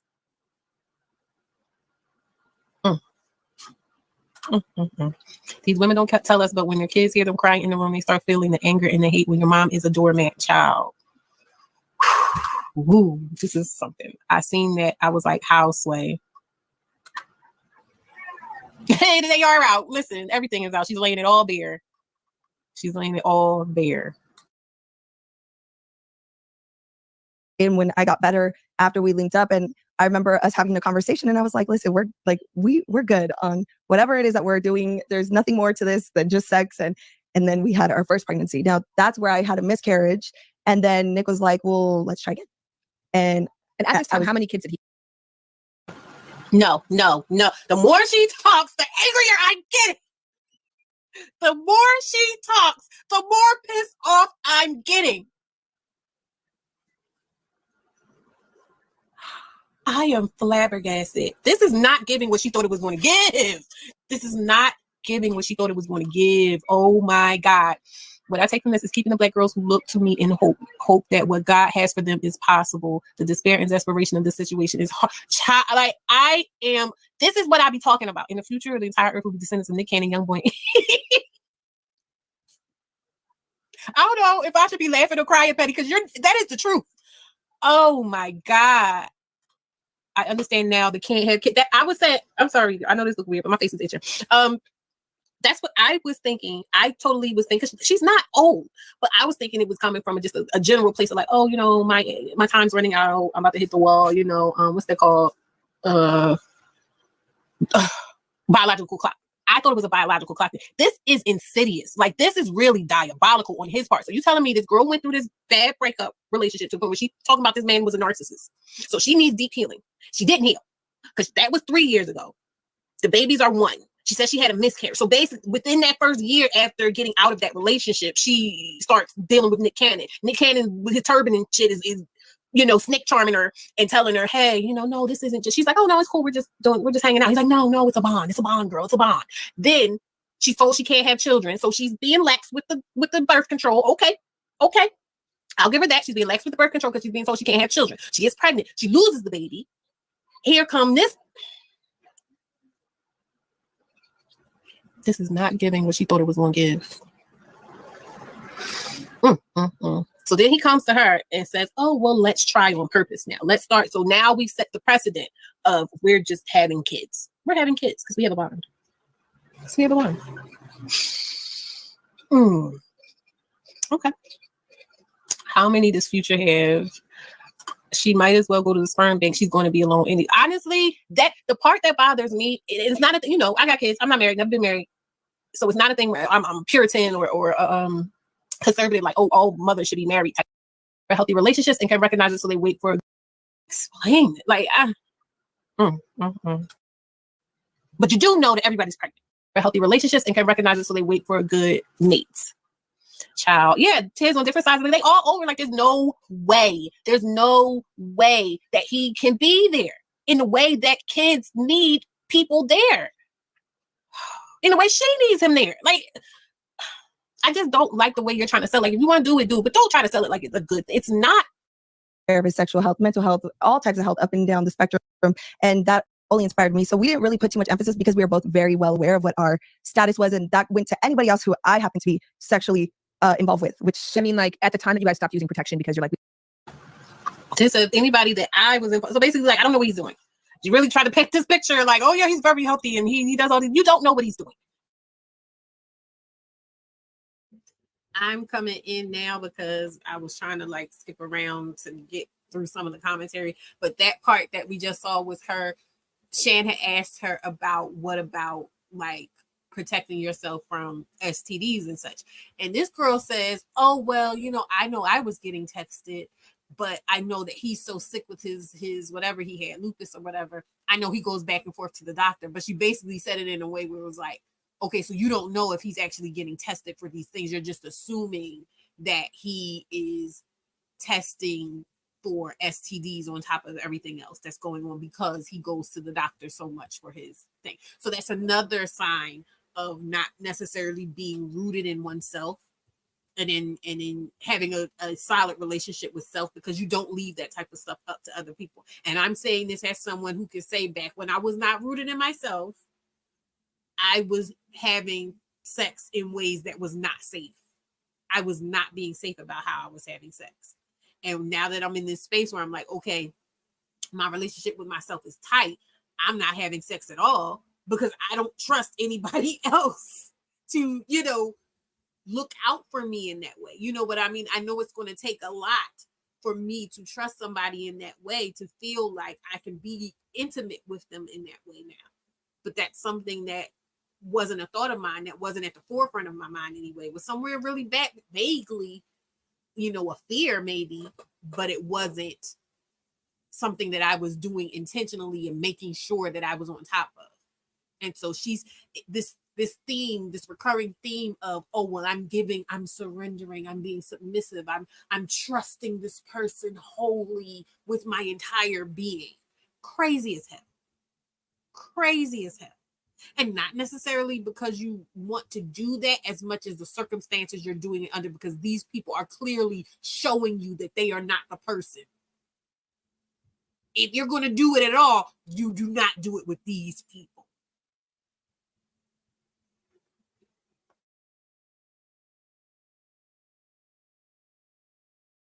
You don't know what he's doing, but you do know that everybody's pregnant. So you know that he's having unprotected sex, but you don't know what. So that I'll take that back. You do know what he's doing, which is nothing. You don't know what these other women are doing. And everybody love everybody. I don't know if anybody ever saw that movie Semi-Pro with Will Ferrell. Everybody love everybody. Everybody love everybody. High value Debbie dead. Jesus. I would rather have my children alone be adoption after a sperm donor.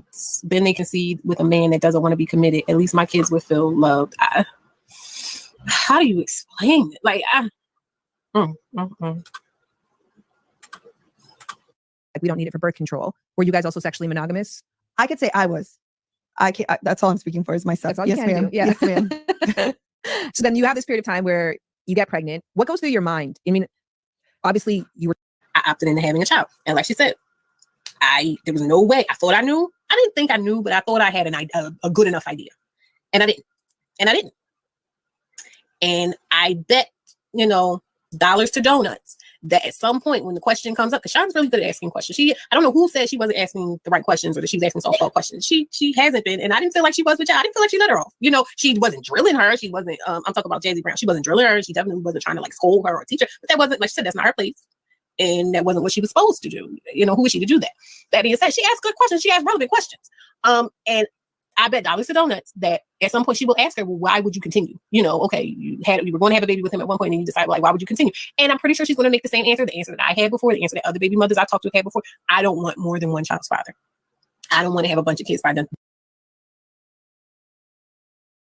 I'm just jumping in here to say also that this is her second pregnancy with him at this point where she's sitting with her. So she already had the twins and now she's having a third child for Nick Cannon, but 2 pregnancies. So I just wanted to clear that up. A bunch of different people. I want all my kids to have the same, that you want to match and set. So we will see, but I'm pretty sure that's what it's going to be if it gets asked. STDs are so high in the Black community. It's very irresponsible. What about them? She don't think about them. They ain't think about her. Ain't nobody, child. Will someone please think of the children? This is why I don't like this promotion, fringe behavior. Like I say, I don't judge polyamory, but the reason I do have a problem with polyamory generally is because whenever someone's talking about it, it's this type of bullshit. Like it's rarely somebody with 2 or more adults and everybody's really cool with what's going on. There's always somebody somewhere in the mix that's just kind of going along with it because they want to be with a particular person and that's what that person is into. And instead of them doing the work and just saying, hey, that ain't the person for me, they just going along with it, and then there's resentment, and it's a bunch of BS, and the next thing you know, kids are involved. Like I have a problem with kids being involved. Not only do they have to live without a present father, but they also got to live with those crazy ass names. I'm not even bothering to read those. At True, very true. White women do all the time. Women have more power over their fertility and their choices. We do not exercise it when producing children, and it's putting us in harm's way. She said, that's why I have no siblings by my mom. I know that's right, Mom. And the thing is, and that's why when I had my oldest daughter, there was a brief stint where I was like, oh,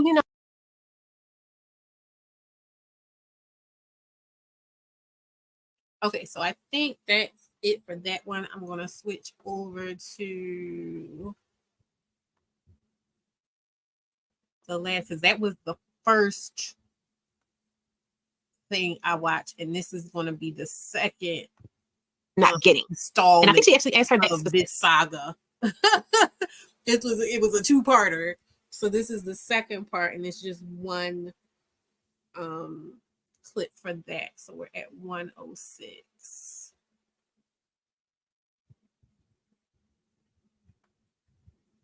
Truth, and I'm living in my truth, but to have everybody think that there's negativity behind my truth, it's funny because the ultimate form of intelligence, my husband always says, is to be able to hold 2 truths at once. And we were having this discussion actually about him not being here for the birth, and I was like, on one hand, I'm so happy for you. I'm thrilled.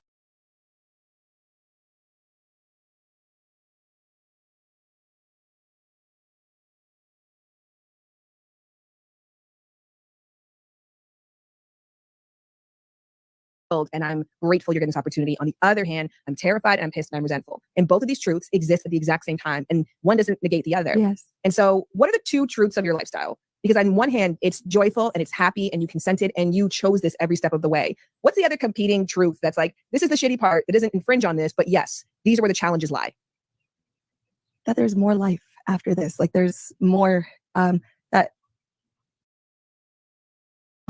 I wanted to stop it here because this is the stuff where it gets meaty. I want you to really listen to her here.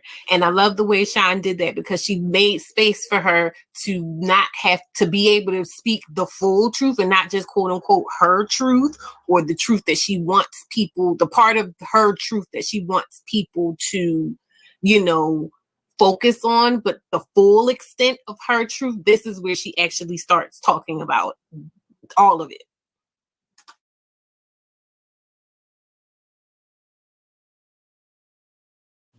This isn't my forever. What does that mean? Does that mean you're happy in this lifestyle, this arrangement right now? You're pregnant with this person's kid right now, but ultimately this is not your happily ever after? Yes. Yes. What about this scenario and arrangement doesn't feel like it would be conducive to your best future self? That's a good question. It's an easy question. You have the answer ready to go, but you're like, how do I word this? Yes, I'm trying to find the right words to answer that. Because you know what? I had this conversation actually recently with a friend of mine who. And I put that in the Discord earlier. Like, that was the part, like, it stunned her because she said, that's a good question. Because it makes her think in a way where she can't really kind of try to go, oh, it's a good thing and there's positivity and everyone's looking for negative. It really makes her ask, like, what do you really want that you're not getting? And I think she actually asked her that specific question later on, but let me shut up. Sorry.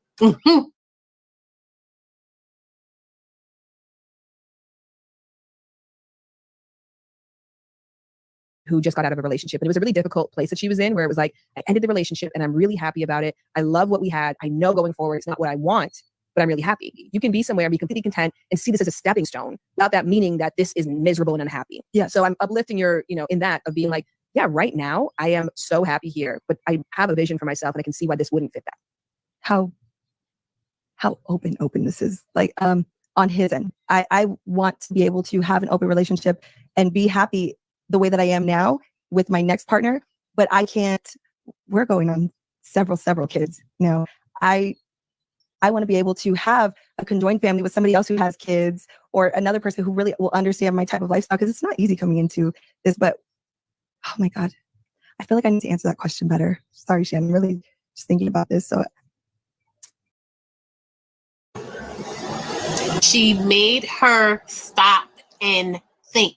And now that she's actually stopping and thinking, she's having trouble answering the question in a way that she can move past it. She's feeling like, oh, wait a minute, I'm not saying the right thing. Because you were just saying things and you weren't thinking and you weren't feeling.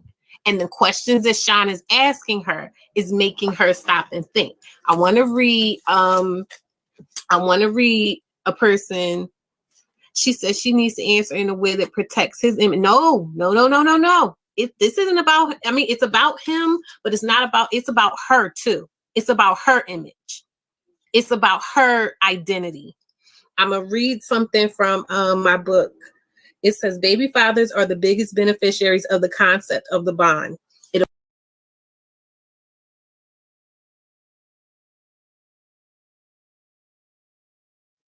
Okay, so I don't want to do that part of it, because there is a part of my book that I do want to read tonight that I feel like is relevant, but it's not that part. So, but I wanted to show you, the before and the after, the space that they were in before they met these people. That's like a wonky, wishy-washy type of space. And then they meet these people who they're clear in what they want. If anything, they're clear in the fact that they want to have sex with all these women.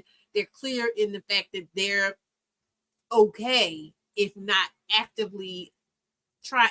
Definitely in Nick's case, I can say he's actively trying to impregnate these people, because she said herself, like, they were having fun. She thought she couldn't get pregnant, which is why she was being lax with the prophylactics and whatnot. Then she gets pregnant, loses a child, and goes, oh, well, I guess it wasn't meant to be. And then he comes and goes, no, let's try again. Let's make this baby. So that was intentional on his part. When it comes to Cam, there's something, but Cam gives me powerlessness. Cam gives me defeatist attitude, for real. Like, that's why he needs to have this posture and this pompous attitude, like he's in such control, but he just really gives me powerless. So it's one of those things, how guys be like, oh, well, women control. He knows that the women that he's with are going to just be like, oh, ravage me. And they're going to get pregnant, and then they're going to be like, oh, I want to, you know what I mean? I don't know. There's something about it that just gives me learned helplessness with him. She says at some point she had decided this was it. At least I know when a woman that has healed would have children with an autoimmune disease. What woman that has healed would have children with an autoimmune disease that can be transferred? Nick and Cam are monsters. Listen. So you see that they're both in this space. They're both talking about, having prior trauma, having situations where they were not feeling stability. They were not feeling, safety with the people they're with. Their footing is not steady. And then they get to these spaces when they're by themselves saying, oh, I need to heal. I need to, be about me. But then this other person comes along, this other opportunity comes along to latch onto somebody else who's giving that same kind of wonky, I'm going to take you for a ride, girl energy. And then they just get it. And now we're going to have babies. And I really, truly believe that that has to do with that age thing, that idea of like, oh, I'm getting older. I need to have a baby. I need to settle down. I have a biological clock, the wall, all of these things are coming into play when you're already in that mindset, like I said, of not being anchored in yourself. And so feeling like there's scarcity and FOMO, fear of missing out. And then you have these opportunists, these broken people, these low vibrational plates coming to you and saying, hey, shorty, let me bring you into my situation. And so now they're here. Jazzy, and I felt so bad for Abby because she's in that space where she's recognizing what she's done. She's in that space where she's recognizing the situation she has put herself in. And I think that she is in a space where she might be able, if she handles this correctly, she gets the right support and everything like that, and she stays focused, she might be able to bring herself out of this transition and course correct so that she can get herself stable enough to be able to take care of them kids and navigate them kids through this craziness that she's brought them into before they get too old. But Jazzy is the one that I'm really concerned about because she's the one that is so dug her heels in so deeply into being right, into not have made a mistake, and there's no way, and you just don't know, and blah, blah, blah, blah, blah, blah, blah, that what she's setting herself up for is to become a bitter baby mom. And it's hard to be a balanced mother. And that doesn't mean that I'm thinking she's going to like abuse her children, but she can get it. You can find yourself in a space where you just don't have a clear layout of what's going on, and everything is kind of clouded by your hatred of that man, your resentment of that man. And that's not to say that he doesn't deserve it, and that's not to say that he's a good guy and you're the bad guy. He's probably going to be doing his own bullshit too, because we saw when he tried to take the car back from his first wife, that was a clear out gift, right? So it's not that this person is so great and then you become a villain. Now you're going to, instead of her trying to appease him and stay on his good side and everything is kind of okay, then she's going to flip to, you did this to me and you're a horrible person. And then now we're going to have court cases and we're going to have custody battles and we're going to have all this crazy. We're going to have McDonald's mom advocating for her child, rightfully so, but in a situation with a person that there was probably indication that they weren't going to be stable and balanced and fair in dealing with you and trying to raise this child. But you walked into it. And so now that's where I'm going to come in and read part of my book, Level Up, Single Mother's Guide to Reclaiming Her Dignity. This part, it says, one of the foundational components of the veil is the belief that not only are you not wrong for continuing this toxic dynamic with your child's father, but that you are noble for doing so. That by making these sacrifices, you're demonstrating your maturity, your loyalty, your unquestionable worthiness, making him the ungrateful and undeserving villain, and you the victim of his selfishness and your own kind heart and loyal nature. So, since you're unable to rest assured in the relationship, you dig your heels into the position of being the one who is right. There's just one problem. You're not happy, sis. That's where I see this going for Jazzy, because I keep wanting to call her Jazzy because I feel like it's with S's instead of Z's, but I may be wrong. So I apologize if I'm saying her name wrong. For whatever reason, it stays in my head as Jassy. But anyway, I can see with her specifically, she's going that route of, oh, I don't know what you're talking about. You're just crazy. You're just jealous. This is great. I'm the best. I love it. Like a kind of a manic type of, you know what I mean? And that kind of makes more sense now, having the seeing that video of her talking about like her multiple split personalities and how she's kind of fractured herself into these different entities so that she can express these different aspects of her personality instead of incorporating them into the whole.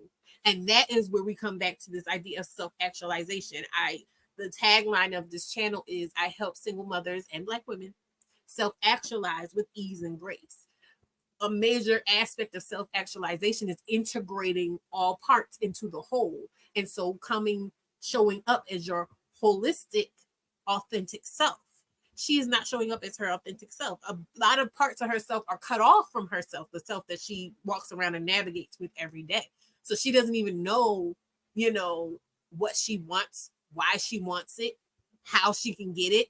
She doesn't know that she has the option to advocate for herself. We're still talking about Jazzy here. She doesn't seem, or I won't say she doesn't know. I feel like she does know because she seems intelligent enough, but she doesn't have awareness. And like I said, my concern is always if you are unaware and you're walking around blind, you got these babies. You know what I mean? And we already see what type time Cam is on. He's just doing whatever. He has this philosophy about life that, again, is all about him and what he wants. And it's not about how the people that are dependent on him, not only financially, but emotionally, because who is more emotionally dependent on you but your children, are actually going to be affected and how they're not getting what they deserve. They can't. That's 8 people. And like I said, I work on my relationship with myself. That's hard work. Me just trying to take care of me is hard work. And I'm with me 24/7. I know me inside and out. When I'm dealing with my children, it's more difficult because they are entities outside of myself. Like I can know them well because I watch them and I pay attention to them and their habits and what they seem to be showing outwardly, but I can never know what they're thinking and feeling unless they tell me. And people, no matter who they are, they can be your kids, aren't always going to tell you what's going on with them. There's no way. I think it's hard enough for a family that is just a nuclear family that has a bunch of kids. It's hard. We saw the whole ballerina farm situation, right? And it was kids taking care of kids because there's just no way for you as one person to be able to meet the needs of all these different people. They're people. They're not trophies. They're not accessories. They're not dolls or pets. They're people with their own feelings, their own journey, their own self-actualizing to do. And so now you're bringing a person into the world when you haven't self-actualized. It's going to be a shit show in some way, shape, or form. And like, you gotta cite Erica De Niro again. She always says the children are going to speak, and we're seeing so much of that. Like right along with this stuff, it's so crazy how we're seeing all this stuff going along with it. There's people coming out saying, "Hey, yeah, my parent that you love and think is so great, they ain't shit. They didn't do what they were supposed to do. They didn't do right by me. As a matter of fact, they damaged me." And I'm not wishing that on those kids. Like in my mind, I want to believe that everything will be fine and that maybe I just wrong. I don't, but with all of this stuff, and it's just out here. Like I said, I just stumbled into it. I hope that she's going back and watching this stuff. I doubt it. But I hope that she's kind of going back and going, because I won't say it's never too late. I do feel like there's a window of time it can become too late when your kids get to a certain age. Where you, hey, wake up, how you doing, girl? You can get to a certain age. Your kids can get to a certain age where it may be too late. And there's nothing you can do. There's nothing you can say. You know what I mean? You drop the ball and that's all there is to it. But her baby is a literal infant. Abby's kids, they're younger than 5, I think. So there's still time. But like I said, I feel like Abby is closer to that understanding because she's like, hey, I know he's not my forever. So at least she's got that going. I feel like Jazzy is going to stick it out. And the thing is, too, I'll be honest with you. I think she might make it to the altar with him just because he's older than he seems to think he is, right? And he seems like the type of person that he'll get to that point where he recognizes his mortality and he'll recognize that he needs somebody that's going to be there for him. Hey, Sandrine, how you doing? And he would marry her just because that's what those types of men do. They marry the bottom bitch. because they know that she's going to handle everything. She's going to take care of everything. She's going to make sure that he's not just thrown off into a home somewhere. You get what I'm saying? They just give you that, here, girl. Or they give you that, you know what? You really stuck by me through everything. I'm actually shocked. So here's this, here, take this ring. I think that could happen with them. That seems feasible to me. I don't know. But I think that is all I have to say personally. Hold on. So I'm going to drop the link in case anybody wants to say a few quick things, because I don't know if Coco's still here, but she was going to, I know she's supposed to be going live about now.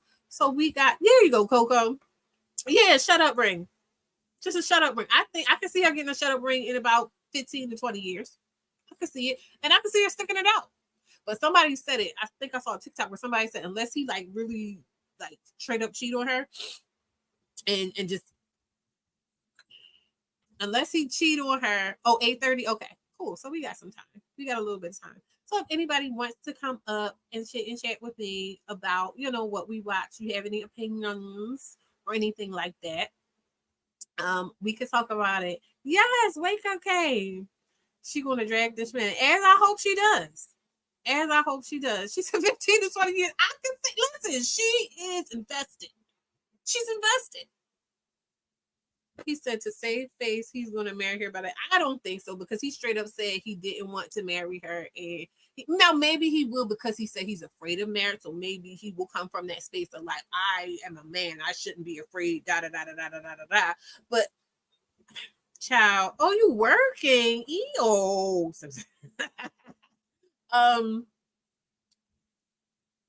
What was I saying that threw me? Oh, image and ego. Yeah, I think her image and ego, if he does something that like really, you probably like, now what could he do that he has already done? But something, another girl come up and another girl comes and is able to talk the way she was talking.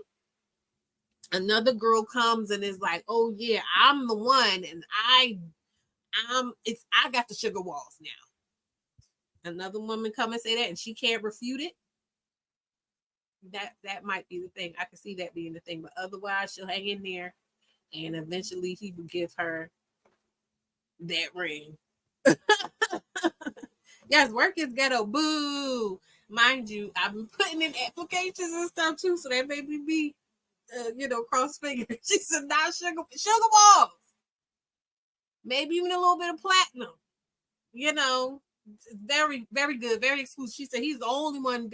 Sorry, my baby's in here. I can't say that, but you saw what it was. But okay, it doesn't seem like anybody is coming up, which is fine, because then I got time to go and eat and get comfortable, so I can watch Coco's stuff. So everybody, make sure where is she at? I'm gonna put her up here. Coco the lawyer. Make sure you go click on her thing. Like, follow, and subscribe, so you can watch her at 8:30. Hit the notification, or hit the, remind me, so you know when she goes live. I'm going to go and get me something to eat. And it was so good being with you again. This felt good. This felt right. I was glad I got up and I wasn't lazy, and I did all of this for you. And I will talk to you all later next time. Hopefully we can have some classier things to talk about moving forward, but it's always something, child. It's a mess. Thank you for coming. Thank you, Alicia. Thank you, Coco. Of course, girl, 2 L's. Tiff, Tori was here. Wake up, Chica. Deanne came through. Confidence with Love came through. Queen came through. Themis came through. Nicole J, Brat Style, QB. I saw, who else did I see in here? Miss Deeds, Lorenza. I saw somebody else. I want to see Ami. Spark Joy. That's who I was thinking of. You was in my brain, and I couldn't think. Thank you all for coming. Anybody that I missed, I'm so sorry. But I love you, and I will see you next week, either Wednesday or Thursday. Probably Wednesday, because I think Thursday is back to school night, and it's supposed to be Wednesday anyway. So yeah. Oh wait, not that.